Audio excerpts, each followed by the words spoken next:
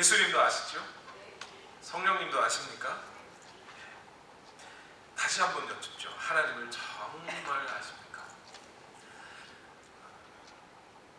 그리스도인들이 드리는 예배 시간에 그리스도인들을 향하여 하나님을 아십니까? 라고 묻는다는 것 좀 뜬금없는 질문일 수 있습니다. 그런데 전혀 뜬금없는 질문인 것만은 아닌 것이 오늘 요한일서 2장 3절에서 6절 말씀이 오늘 우리에게 던지고 있는 질문이 그것입니다. 여러분들은 하나님을 알고 있습니까? 여기서 하나님을 안다라는 것이 무슨 뜻일까요? 오늘 하나님을 아는 것에 관한 말씀을 나누고자 합니다.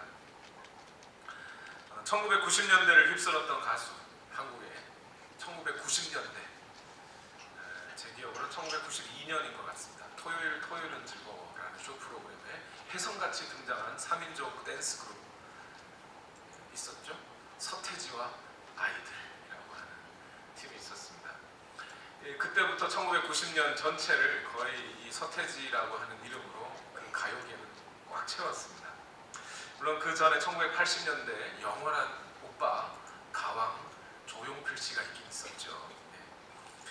그런데 이 서태지의 때부터 한국 가요 가수들에 대한 팬덤이라는 것이 생겼어요. 그 전에도 조용필이라는 사람을 참 좋아하긴 했지만 서태지 때부터 신기한 것은 뭐냐면 서태지의 팬들이요, 조용필 씨가 좋다 그래서 조용필의 생일을 기억하지는 않습니다.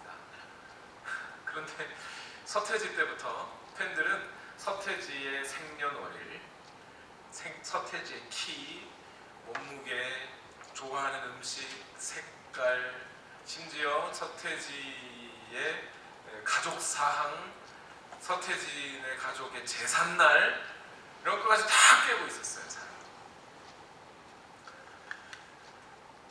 그렇게 해서 서태지를 알고 싶어하는 팬들로 가득 찼죠. 그런데 이게 정말 이렇게 아는 것이 서태지를 정말 아는 것이었습니다. 사람들은 최근까지 서태지는 결혼하지 않은 총각인 줄 알았습니다. 근데 올 초인가요? 뉴스에서 방송이 되었죠. 서태지가 한 여배우와 이혼했다라는 소식이 막 이제 한국을 들썩거렸습니다. 그리고 그때 사람들은 알았어요. 아, 서태지가 결혼한 사람이었구나. 그때 알았어요. 서태지의 팬들은 자기가 서태지를 잘 알고 있다고 생각했지만 배신감을 느낀 거죠. 아, 내가 알고 있었던 게 아니구나. 이처럼 서태지를 아는 것처럼 오늘 우리가 하나님을 알고 있는 것일까요? 한국에는 약 1,000만 명 가량의 그리스도인들이 있습니다. 미국에도 인구의 절반 정도는 그리스도인이라고 합니다. 여기 이 자리에도 우리는 그리스도인으로서 앉아 있습니다. 그리고 여전히 지금도 세계에서 가장 많이 팔리는 책은 성경책입니다. 그래서 요즘은 더 이상 하나님이라는 분에 대해서 듣지 못한 사람은 거의 없는 세상이 됐습니다. 저기 아프리카를 가도 하나님 모르는 사람 없고요. 공산주의 땅이라고 하는, 지금은 이제 많이 개방되었지만 중국 땅에 가도 하나님이라는 분을 모르는 사람은 없습니다. 그래서 세계 선교 전략가들이 미전도 종족들, 그러니까 아직까지 하나님을 듣지 못하고 복음의 소식을 듣지 못한 민족들에게 전도하는 사람들이 있어요. 그 전도하는 사람들이 갈수록 자신들의 선교 전략을 바꾸어가고 있습니다. 왜냐하면 그런 사람, 하나님을 모른다고 하는 사람들이 이제는 거의 없어졌기 때문이에요. 하나님을 아는 지식, 하나님에 관한 정보가 엄청나게 가득 차 있는 시대입니다. 살아가면서 적어도 하나님이라는 이름, 예수님이라는 이름을 한 번도 안 들어본 사람은 없을 거예요. 2000년 밀레니엄이 들어오면서 타임지가 선정한 인류 역사에 가장 큰 영향력을 미친 사람들, 인류 역사 전체를 통틀어서 예수님이 1등이었어요. 그런 뉴스들을 봐서라도 예수님과 하나님에 대한 정보가 없는 게 아니에요. 그래서 사람들에게 하나님에 대해서 아냐고 물어보면 누구나 안다고 할 수 있을지도 모르겠습니다. 그러나 요한이 오늘 하나님을 정말 아십니까? 라고 하는 질문은 하나님에 대한 정보가 많다는 얘기를 하려는 게 아니지요. 지금으로부터 약 2000여 년 전 서기 1세기가 마무리될 무렵 사도 요한이 요한 1서라고 하는 이 편지를 쓸 무렵에도 오늘날과 비슷한 현상들이 있었던 것 같아요. 예수님의 제자인 사도 요한이 요한 1서를 있을 당시의 나이가 80세가 넘었습니다. 서기 85년에서 90년 사이에 적었어요. 그러니까 요한이 이렇게 나이가 많도록 죽지 않고 살아서 요한 1서라고 하는 편지를 썼다는 얘기는 그 당시 예수님의 살아계신 육체를 보고 또 예수님을 경험했던 그 1세대 그리스도인들은 다 죽었다는 얘기예요. 그리고 2세대, 예수님을 얼굴로 직접 만나보고 만져보지는 못했지만 그러나 예수님에 대해서 듣고 알고 어려서부터 예수님을 믿는 가정이라는 곳에서 자라난 2세대 그리스도인들은 많이 생겼어요. 그 2세대 그리스도인들이 예수님에 대해서 안다, 하나님에 대해서 안다고 말하는데 요한의 눈에서 보니까 아는 게 아니라요. 그래서 다시 질문합니다. 당신들 정말 하나님을 아는 것 같습니까? 라고 질문해요. 뿐만 아니라 이 당시에 교회에 영지주의자라고 하는 이단들이 찾아왔어요. 이 영지주의자라고 하는 이단들은 어떤 사람들이냐면 하나님에 대한 신적인 지식, 영적인 지식을 자기들은 갖고 있다라고 말하는 사람들이었어요. 그래서 영지라고 해서 영적인 지식을 갖고 있는 사람들, 그래서 영지주의자라고 해요. 이 사람들은 자기들로부터 뭔가 신비스러운 능력들이 나타나고 그리고 자기들은 뭔가 다른 사람들과는 좀 다른 특별한 어떤 하나님으로부터 신으로부터 혜택을 받은 사람이라는 티를 내고 다녔어요. 그리고 그 사람들이 정말 하나님을 알고 싶으면 나에게 와야 한다라고 말하고 다녔다는 거예요. 그래서 그리스도인들 중에서조차 지식이 확실하지 않은 사람, 믿음이 굳건히 세워지지 않은 사람들은 그 지식에 자꾸 휩쓸리기 시작해요. 그래서 요한이 다시 교회에게 묻습니다. 여러분 하나님을 진짜 아는 사람들 맞습니까? 그 영지주의자들은 하나님을 아는 사람들이 아닙니다라는 얘기를 하고 싶은 거예요. 그 사람들은 하나님을 아는 사람들이 아니라는 거예요. 오늘 요한은 요한 1서 2장 3절에서 5절까지의 말씀 중에 이 하나님을 아는 지식과 관련해서 두 가지 질문을 합니다. 첫 번째는 하나님을 아느냐? 조금 더 정확하게 문맥으로 따져보면 그리스도를 아느냐? 이렇게 질문하는 것 같아요. 그리고 두 번째는 하나님 안에 있다는 것을 아십니까? 여러분들이 하나님 안에 있다고 하는 그 사실을 여러분이 알고는 있는 겁니까? 라고 질문합니다. 요한일서 2장 3절에 한번 5절에 한번 이렇게 질문합니다. 오늘 여러분 자신에게 한번 물어보십시오. 내가 하나님을 정말 아는가? 여러분 오바마 대통령 아십니까? 오바마 대통령 아세요? 오바마 대통령하고 무슨 사이세요? 별 사이 아닙니다.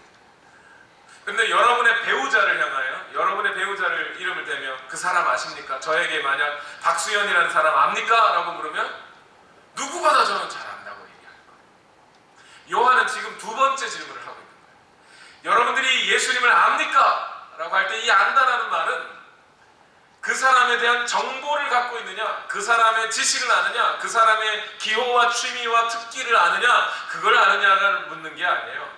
그 사람과 직접적인 인격적인 관계를 지금 맺고 있습니까? 그런 상황 속에서 당신은 그 사람을 안다고 하는 겁니까? 제가 예를 들어서 달라스 주지사를 안다고 여러분에게 떠벌렸다고 쳐봅시다.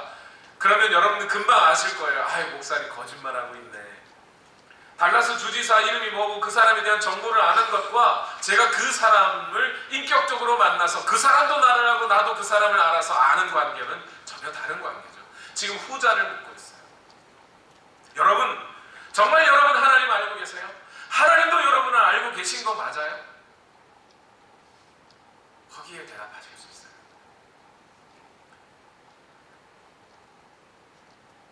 이렇게 그리스도를 인격적인 관계 속에서 안다는 것 정말 중요한 문제입니다. 로마서 8장 38절에서 39절 말씀 다 같이 한번 읽어보겠습니다. 여기에 바울은 이런 확신이 있다고 말합니다. 다 같이 읽읍시다. 시작. 나는 확신합니다. 죽음도 삶도 천사들도 권세자들도 현재일도 장래일도 능력도 높음도 깊음도 그 밖에 어떤 피조물도 우리를 우리 주 예수 그리스도 안에 있는 하나님의 사랑에서 끊을 수 없습니다. 바울은 어떤 특별한 지식을 가져서 하나님에 대한 정보를 갖고 있어서 이런 확신을 가진 게 아니에요. 바울이 단순히 신학자라서, 여러분 신앙의 성도의 견인 교리를 아십니까? 3번 구원받은 하나님의 백성들은 다시 지옥으로 떨어지는 일이 없습니다 하는 어떤 성도의 견인 교리를 그냥 교리적으로 읊어내는 게 아니에요. 바울은 이렇게 확신합니다. 죽음이나 삶이나 천사나 권세나 현재일이나 장래일이나 그 어떤 것들도 우리를 향하신 하나님의 사랑에서 끊을 수 없습니다. 나는 이것을 분명히 믿습니다. 이렇게 얘기해요.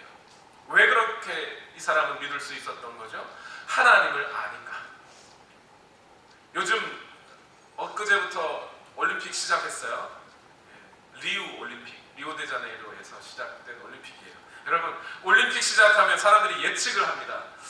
유도, 레슬링 같은 거 할 때 이 사람의 정보를 막 얻고 저 선수의 정보를 막 얻어서 이 선수가 이길까 저 선수가 이길까, 그런 상태, 그렇게 아는 지식으로는 이길지 질지 몰라요. 어떤 선수가 금메달 딸지 잘 확신할 수 없습니다.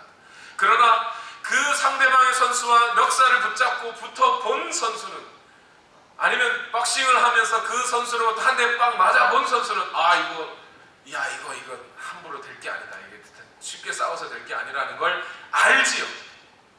그리고 저 선수는 분명히 금메달을 딸 거야, 내가 한 대 맞아봤어, 이렇게 되는 거죠. 바울은 하나님을 경험했어요. 하나님을 알고 있어요. 그 하나님의 사랑이 얼마나 큰지, 그 하나님의 사랑의 깊으심과 높으심과 넓으심을 몸소 체험하여 알아본 사람이에요. 안 사람은 아는 거죠. 이 세상의 깊은 어떤 높음이나 다른 죽음이나 그 어떤 것들이 찾아와도 우리를 향하시는 하나님의 사랑에는 도저히 비할 수가 없다. 그걸로는 우리를 향하시는 하나님의 사랑을 끊을 수 없다. 하나님을 향한 확실한 지식, 하나님을 향한 이 인격적인 지식 때문에 바울은 인생에서 그 어떤 어려움이 찾아와도 이겨낼 수 있다는 확신을 갖게 되는 겁니다. 오늘 저와 여러분이 하나님을 안다는 것, 예수님을 이렇게 인격적이고 직접적인 관계 속에서 안다는 것은요, 이만큼 중요합니다. 여명의 눈동자라는 드라마가 옛날에 있었어요. 거기에 한 범죄 조직, 그리고 정치판에 아주 썩은 조직들을 캐내가는 검사가 있었습니다. 정치인들이 이 검사를 협박합니다. 겁박하면서 그 검사의 아내를 볼모로 잡습니다. 그리고 협박하면서 이렇게 말하죠. 너 그렇게 하다가 아내도 잃어버리고 가족도 잃어버리는 수가 있어.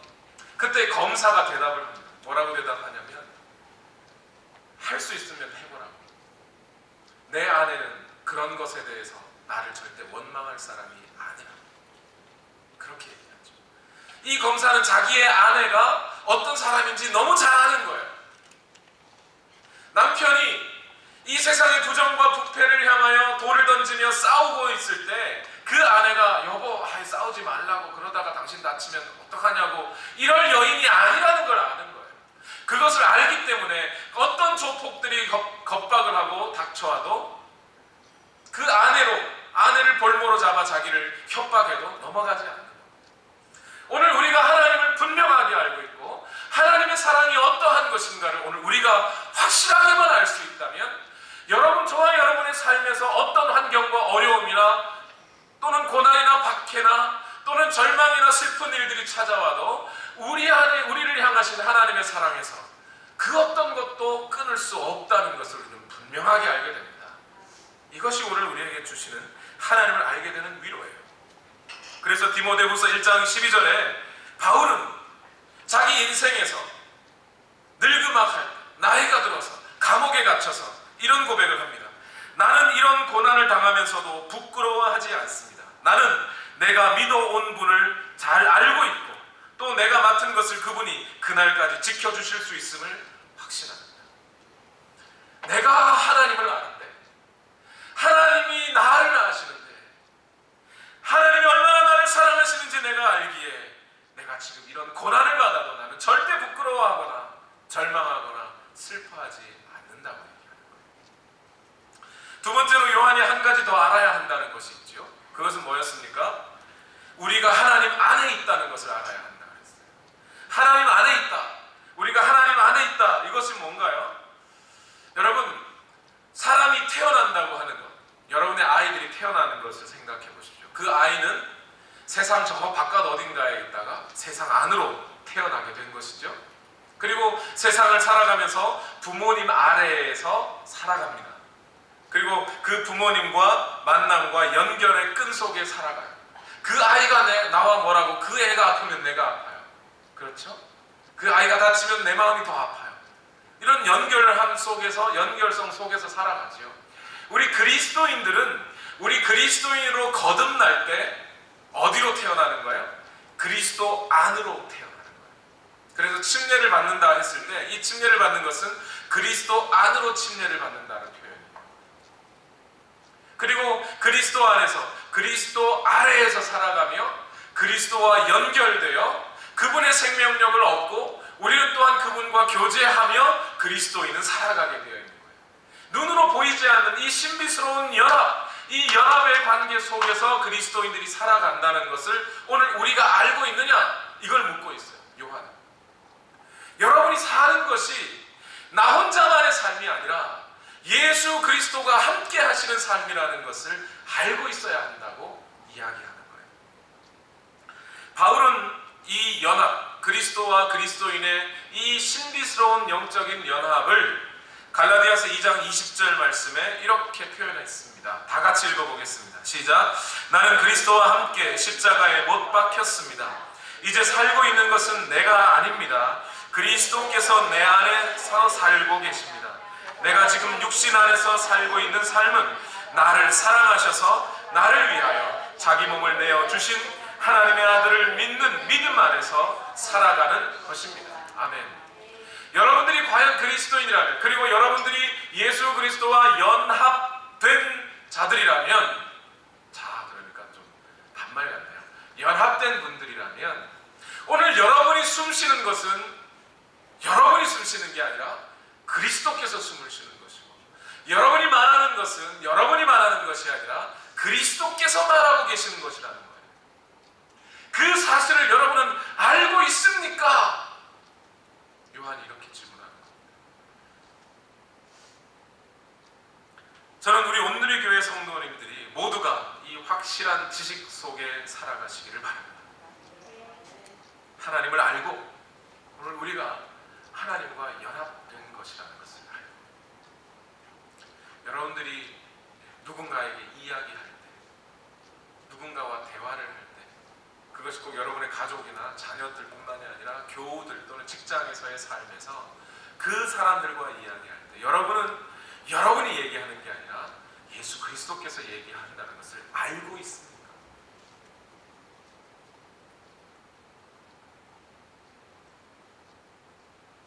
여러분 정말 하나님 아시는 것 같죠?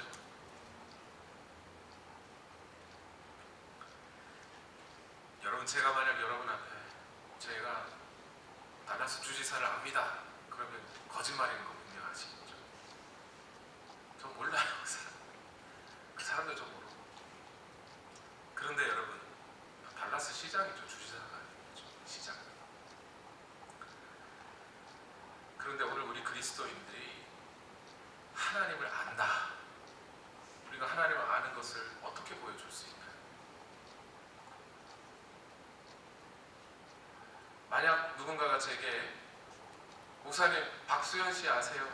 라고 물어보면 압니다. 어떻게 아세요?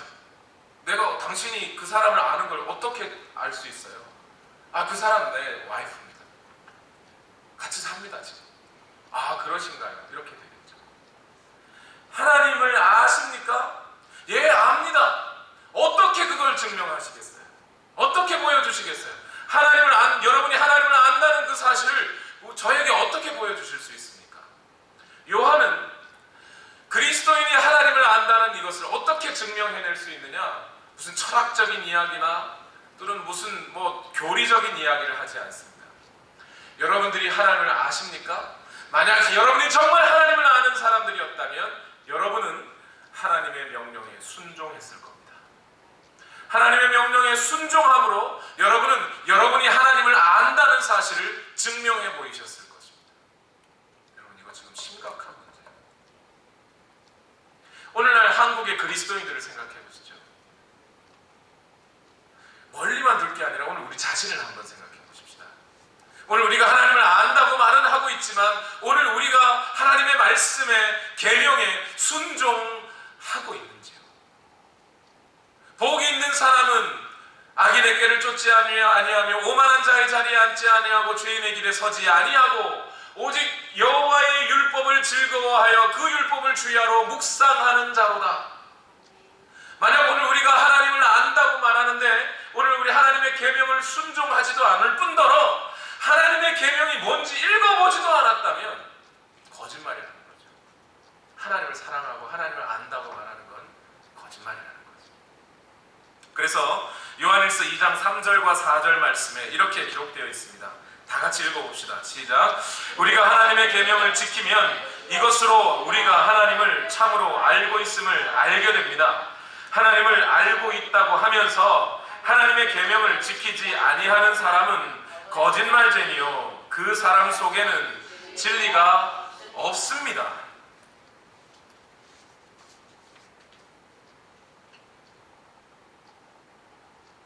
이런 거죠. 예를 들면 나는 그리스도인이에요. 목사님 우리 남편이 믿으면 좋은데 부모님하고 관계가 안 좋아요.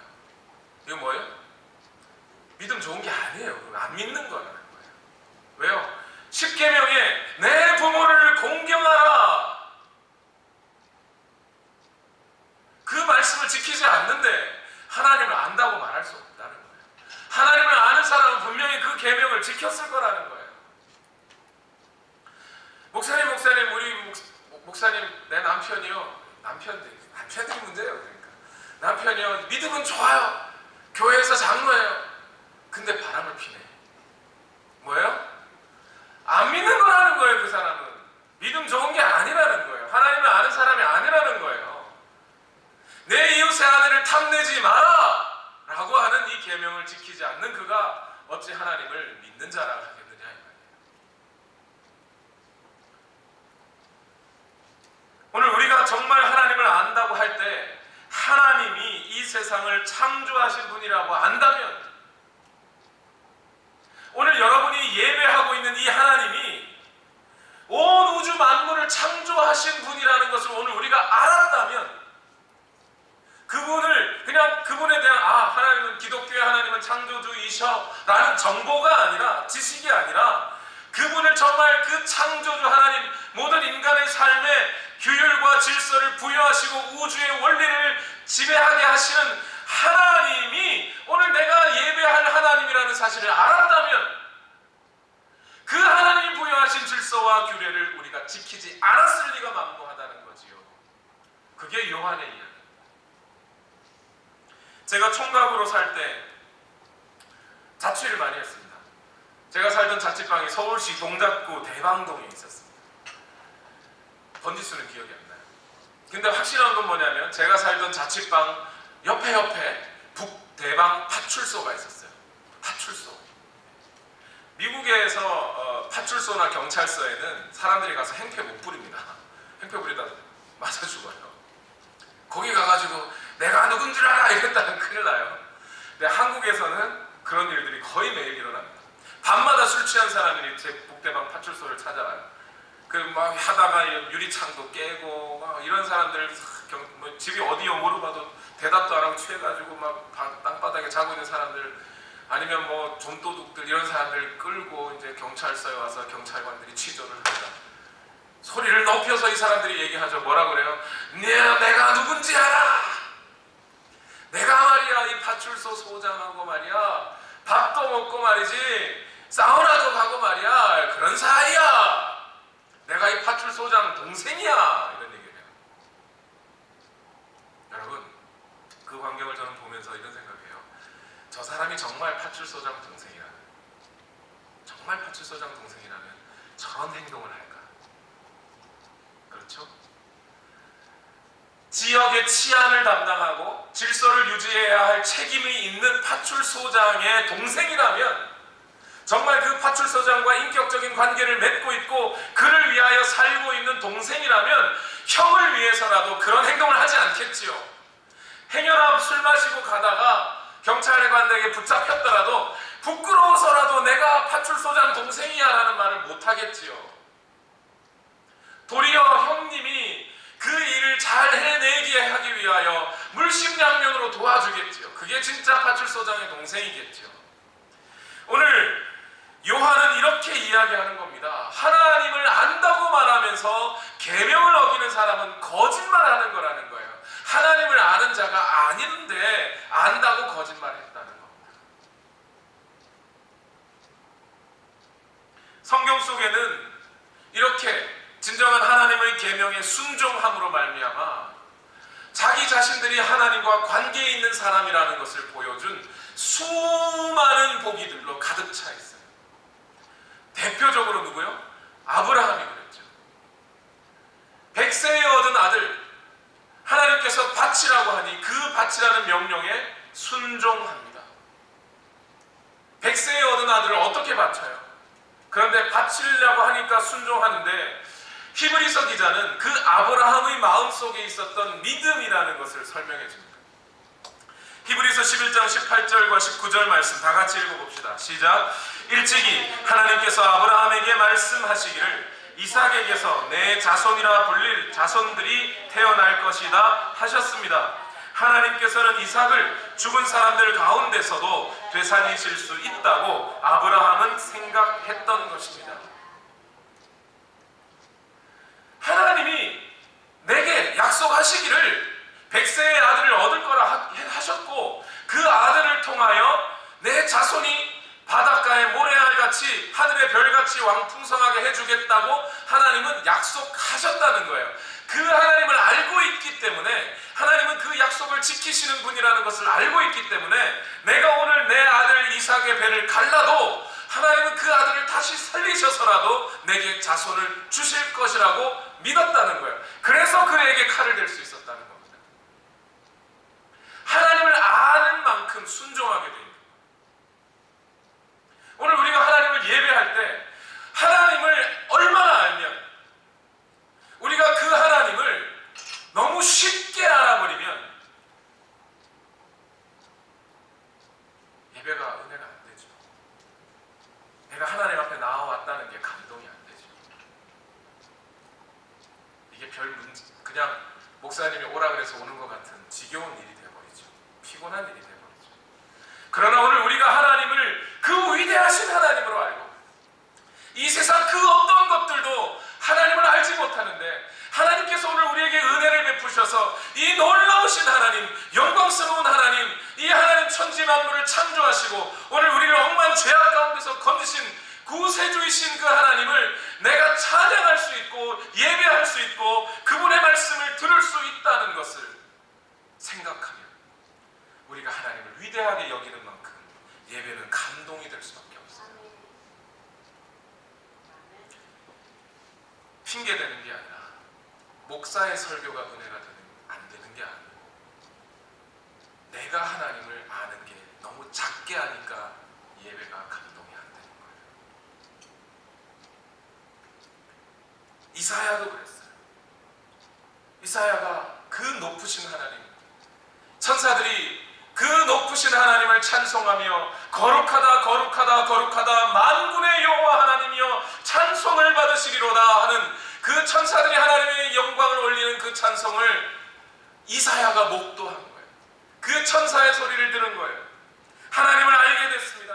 그 위대하고 거룩하신 의로우신 하나님을 발견하게 됐습니다. 그 하나님을 발견하는 순간 이사야는 어떻게 반응했을까요? 주여, 내 입술이 범죄한 자입니다.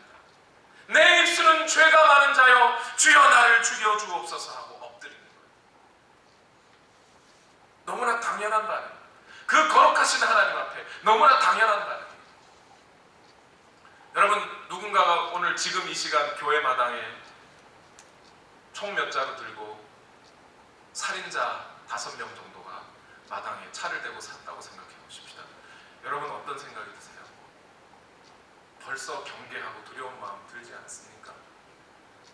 사람도 그러는데 하나님, 그 영광스러운 하나님이 오늘 지금 이 자리에 저와 여러분 사이에 있다고 하는 것을 발견하면 그 하나님을 알고 대면하는 순간 우리 인간은 어떻게 돼요?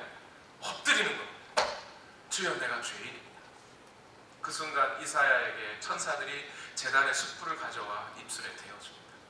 네 죄가 사해졌구나 이야기해줍니다. 이제 이사야는 그 자신의 입술의 부정한 죄로부터 벗어나게 되었습니다. 용서함이라는 것을 받았습니다. 그리고 하나님의 마음을 이해하기 시작했어요. 하나님께서 이렇게 말씀하셨어요. 내가 누구를 보낼고 누가 나를 대신하여 우리를 대신하여 가서 저 백성들에게 살아나라고 외쳐줄고, 하나님은 이사야에게 네가 가서 전해라 말도 하지 않으셨어요. 그 하나님의 아픈 마음과 하나님의 깊은 생각들을 이사야가 느끼고 알기 시작했어요. 그리고 이사야는 이렇게 말합니다. 주여, 나를 보내소서. 전적인 순종으로 이사야는 나아가기 시작한 거죠. 여러분, 순종은, 하나님의 말씀에 대해 순종하는 것은 하나님을 아는 그리스도인의 가장 두드러진 특징입니다. 순종한다고 해서 그리스도인이 되는 것은 아닙니다. 그러나 그리스도인이기 때문에 순종하게 됩니다. 그리스도인이 하나님의 말씀에 순종할 때 우리가 그리스도인이라는 사실을 우리 자신도 알고 온 세상도 알게 되는 것입니다. 요한은 이 말씀을 전하면서 이 정도의 지식에서 끝나지 않고 한 번 더 나아가서 이렇게 말합니다. 요한일서 2장 5절 말씀 다 같이 읽어보겠습니다. 시작. 그러나 누구든지 하나님의 말씀을 지키면 그 사람 속에서는 하나님께 대한 사랑이 참으로 완성됩니다. 이것으로 우리가 하나님 안에 있음을 압니다. 과거에 지금 이 요한일서 2장 5절 새 번역에서는 하나님께 대한 사랑이 완성된다라고 밝혀줘서 이 말뜻이 무엇인지 어느 정도 이해할 수 있습니다. 근데 개역개정이나 과거 번역에는 하나님의 사랑이 온전해지나니 이렇게 되어 있어서 하나님의 사랑이 온전하지 않나? 하나님의 사랑이 온전하지 않을 때도 있었나? 라는 의문을 품게 만들었죠. 하나님의 사랑이 우리 안에서 완성된다. 이 말뜻이 과연 무슨 뜻일까요? 인터넷에 보면 딸아, 이런 남자와 결혼하지 마라 라는 제목의 조언글이 있습니다. 저도 너무 이렇게 인상 깊게 읽었기 때문에 가끔씩 이 말씀을 전해드리는데요. 아버지가 결혼하는 딸에게 보낸 편지 같은 겁니다. 그 내용이 이런 겁니다. 예를 들면 첫 번째, 잠이 많은 남자와 결혼하지 마라. 잠이 많아 게으른 사람이 다른 일에 부지런한 사람은 없다. 둘째, 배 나온 남자와 결혼하지 마라. 자기 관리를 하지 않는 사람이 가족 관리를 성실히 한 것을 본 적이 없다. 세 번째, 물건을 집어던지는 사람과 결혼하지 마라. 나중에는 사람을 집어던지게 된다. 네 번째, 부모에게 함부로 하는 사람과 결혼하지 마라. 부모에게조차 그렇다면 너까지 오는데 오래 걸리지 않는다. 다섯 번째, 만사 행동거지가 느린 사람을 조심해라. 네가 벌어오고 먹여줘야 할지도 모른다. 10가지가 있습니다. 10가지. 물론 그리스도인의 권면은 아니기 때문에 조금 여기서 갸우뚱할 것들은 좀 있습니다. 저 같은 사람은 2번에 걸리는 거죠. 배 나온 남자. 그런데 여러분, 이 아버지의 조언 잘 들어보니까 여기에는 단순히 아버지가 딸에게 향한 명령만 들어있어요. 그렇지 않죠. 이 말씀 속에는 아버지가 딸이 행복한 결혼 생활을 하기를 원하는 아버지의 관심과 사랑이 담겨져 있죠. 이 명령 속에. 만약 딸이 이 아버지의 마음을, 아버지의 사랑을 충분히 이해하고 있다면, 그래서 그 이해하고 알아들은 딸은 그 다음 어떻게 할까요? 이 아버지의 조언을 지킬까요? 지키지 않을까요? 지킬 거예요. 그리고 지키고 살아서 아버지가 조언한 대로 순종하며 그러한 사람을 만나 결혼하며 살면서 딸은 깨닫게 될 겁니다. 아버지는 비록 돌아가셨지만 그러나 아버지의 그 말씀이 나를 지금도 지키고 사랑하고 계시는구나. 그렇죠? 그리고 이 딸은 아버지의 보호 속에 살아가고 있다는 사실을 깨닫게 될 겁니다. 비록 아버지가 안 계셔도. 오늘 우리가 성경을 읽어보면 성경 속에 하나님의 명령들이 있습니다. 십계명과 또 신약에는 산상수훈이라는 말씀들이 있어요. 하나님이 모세를 통하여 이스라엘 백성들에게, 또 오늘 우리에게 주신 십계명이라는 말씀과 또 그 십계명을 다시 한번 해석하시고 그 본 뜻을 우리에게 정확하게 알려주신 산상수훈이라고 하는 계명이 있습니다. 이 명령들 속에, 이 명령들은 단순한 명령이 아니라 그 명령 속에는 하나님이 우리를 향하신, 죄인된 인간들이 과연 죄에서 벗어나 하나님의 사랑 안에서 살아갈 수 있게 만드시려는 하나님의 사랑이 그 명령 속에 담겨 있는 거예요. 그래서 이 명령을 따라 하나님의 마음을 이해하고 순종하고 살아갈 때 그 사람들은 과연 이것이 맞는 거구나, 이렇게 살아가는 것이 옳은 것이고 이렇게 살아가는 것이 진정한 평화와 사랑과 생명을 얻는 길이구나 깨닫게 됩니다. 그제서야 알게 되죠. 나는 하나님의 보호하심 속에 있구나. 그냥 교통사고 가다가 물론 앞에서는 사고가 났는데 나는 살았어. 하나님 감사합니다. 그것도 맞아요. 감사한 일이에요. 그러나 오늘 우리가 하나님의 말씀을 순종해 보면 그 순종한 것에서부터 우리는 알게 된다는 거예요. 하나님이 우리를 사랑하심으로 이 명령을 주신 것이구나.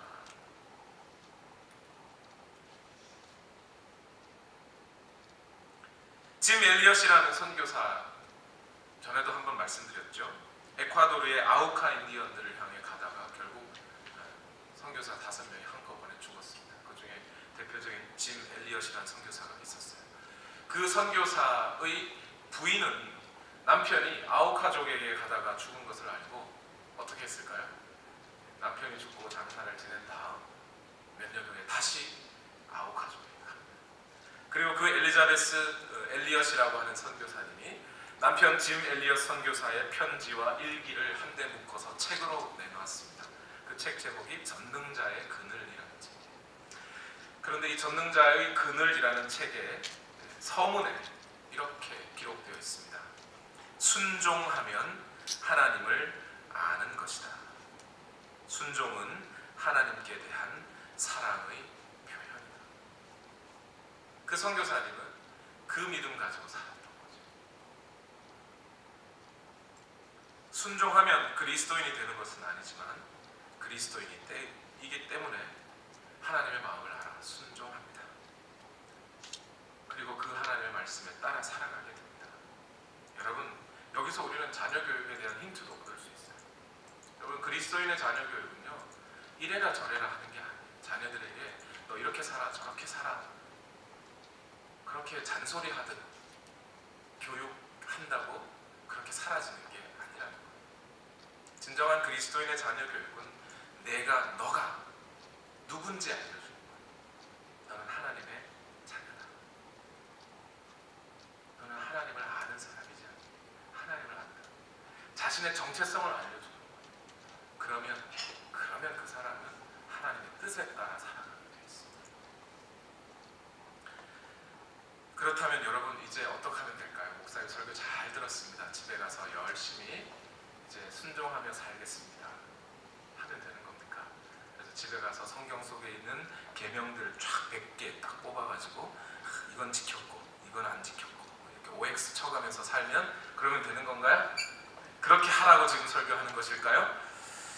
여러분들이 또 그런 시도를 한다면 여러분은 아마 바리새인과 같은 믿음에 빠지게 될 겁니다. 바리새인들은 어찌했습니까? 하나님께 11조라는 것을 드리기 위해 근체와 회양의 뿌리 수를 세워서 그 중에 10개의 중에 하나의 뿌리도 드렸다는 거예요. 그게 바리새인들입니다. 그렇게 하나님 앞에 11조를 엄격하게 드리려고 했던 바리새인들을 향해 예수님은 이렇게 말하셨어요. 너희는 율법에 중한 바 의와 인과 신은 버렸도다. 그러나 이것도 버리지 말고 저것도 취하여야 할 것이다. 이렇게 말씀하세요. 예, 순종하는 거 하십시오. 계명에 따라 살아가십시오. 그런데 더 중요한 것은 뭐냐면 그 하나님의 율법, 계명 속에 들어있는 하나님의 뜻과 정신을 이해하는 것이 우선이라는 겁니다. 그 말씀을 먼저 우선적으로 이해하고 하나님이 과연 이 계명과 이 말씀을 통해 우리에게 하시고자 하시는 것이 무엇인지 알고 순종하라는 거예요.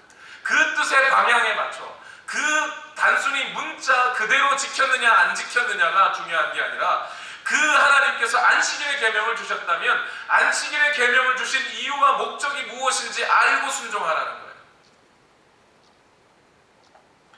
너희가 살인하지 말라는 말씀을 들었으나 예수님이 이렇게 말씀하셨죠. 산상수훈에 십계명에서 너희가 살인하지 말라는 말씀을 들었으나 나는 내가 다시 말하노니 너희 형제들은 형제를 미워하는 자마다 이미 살인하였느니라 라고 얘기하죠. 살인하지 말라라고 하는 하나님의 명령은 이미 그 마음으로부터 미움을 걷어내라는 뜻이었다는 거예요. 그래서 미움을 걷어내고 진정한 하나님의 정의가 이 땅에 심어질 수 있도록 살아내라는 겁니다. 그것이 하나님이 그리스도인들에게 주신 계명의 목적이었어요. 스티븐 모트라고 하는 복음과 새로운 사회라는 책에서 이 신학자는 이렇게 말해요. 하나님께서는 자기 백성의 순종을 통하여 정의를 시행하신다 이렇게 되어 있어요. 다시 말씀드리죠. 하나님께서는 자기 백성의 순종을 통하여 정의를 시행하신다. 무슨 말씀이죠? 하나님은 좀 엄격하게, 좀 극단적으로 얘기하면 하나님은 우리 자체가 의롭기를 바라는 게 아니에요. 우리는 순종하기를 바랍니다. 하나님은 우리를 순종하기를 바라셔요. 그러면 하나님의 계명이, 하나님의 명령이 의롭기 때문에 그리스도인들이 순종하면 그 의로운 하나님의 뜻이 이 세상에 펼쳐진다는 거예요. 우리가 의로워서 우리는 스스로 그리스도인들 요즘 누명 쓰는 거 싫어합니다. 오해받는 거 싫어해요. 내가 그러려고 했던 게 아닌데 다 그래요. 근데 예수님은 어떻게 하셨죠? 예수님은 오늘 이 순종의 본을 우리에게 직접 보여주셨어요. 누군가가 나를 공격하려고 할 때 나는 세상은 강해지라고 얘기해요. 네 뜻을 관철시키라고 얘기합니다. 세상은. 그렇게 해야 상대방을 짓눌러야 이 세상을 다치지 않고 살아갈 수 있다고 얘기합니다. 예수님이 하신 방식은 누군가가 나를 채찍질하면 맞는 거예요. 누군가가 침뱉음하면 맞는 겁니다. 누군가가 나를 오해하면 그냥 뒤집어 쓰는 거예요. 그리고 죽는 거예요. 그게 예수님이 하신 방식이에요. 오늘 하나님을 아는 사람은 그렇게 살아간다는 거예요. 순종한다는 거예요. 하나님이 하신 방식대로 순종한다는 거예요. 자기 뜻 세우지 않고 자기의 주장하지 않고 자기의 자존심 내세우지 않고 자기의 허영심을 내세우지 않고 하나님의 계명에 말없이 순종한다는 거예요. 그렇게 순종할 때 하나님의 의가 세상으로 흘러들어가게 되어 있다는 거예요. 그러려고 저와 여러분을 부르셨어요.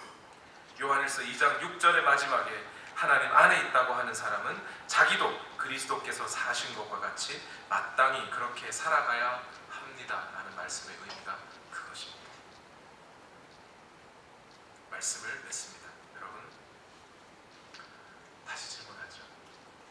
하나님을 아십니까? 여러분이 하나님을 알고 있다는 것, 여러분이 하나님 안에 있다는 것, 예수 그리스도와 관계 맺고 있다는 것을 무엇으로 증명해 주시겠습니까? 다른 방법이 없어요. 하나님의 말씀에 순종함으로 보여줄 수밖에 없습니다. 그렇게 우리가 순종할 때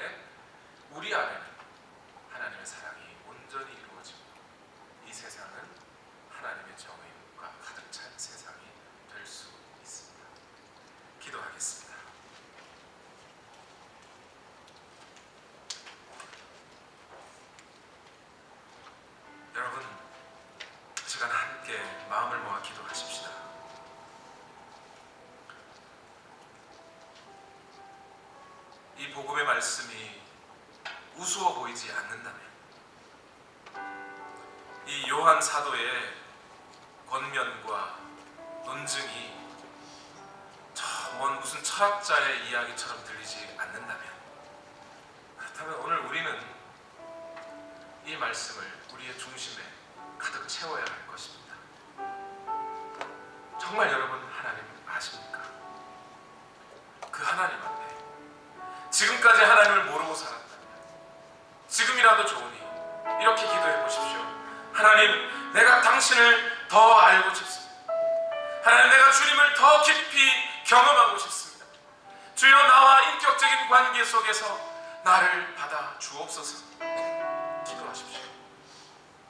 하나님을 안다고 하면서도 여전히 육신의 연약함을 통해 순종하지 못한 분들이 계시다면 이 시간이라도 성령님을 통하여 하나님 앞에 기도하십시오. 내가 주님을 더 알고 싶습니다. 주님을 더 경험하고 싶습니다. 주의 말씀에 순종할 힘과 능력을 주십시오. 그러면 반드시 하나님께서는 여러분에게 그 순종의 힘과 능력을 주실 것입니다. 우리 시간 다 같이 믿음을 가지고 함께 기도하시겠습니다. 살아계신 아버지 하나님, 오늘도 내가 이 땅을 살아갑니다. 주여, 내가 이 세상 사람들에게 오늘 내가 살아가는 동안에 내가 하나님을 알고 있다는 사실을 어찌 보여줄 수 있을까요? 나를 순종하는 길밖에. 주여, 내 삶으로 간증합니다. 내 삶으로 간증합니다. 내가 할 수 있는 것은 주의 계명을 듣고 주의 말씀을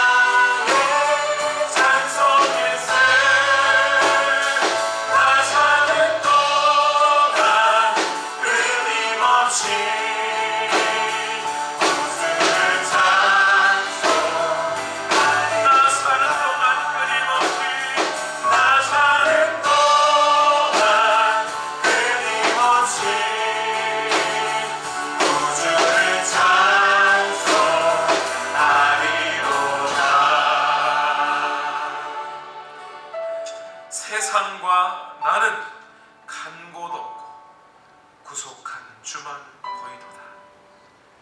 이제 내가 사는 것은 내가 사는 것이 아니라 내 안에 그리스도께서 사시는 것이라.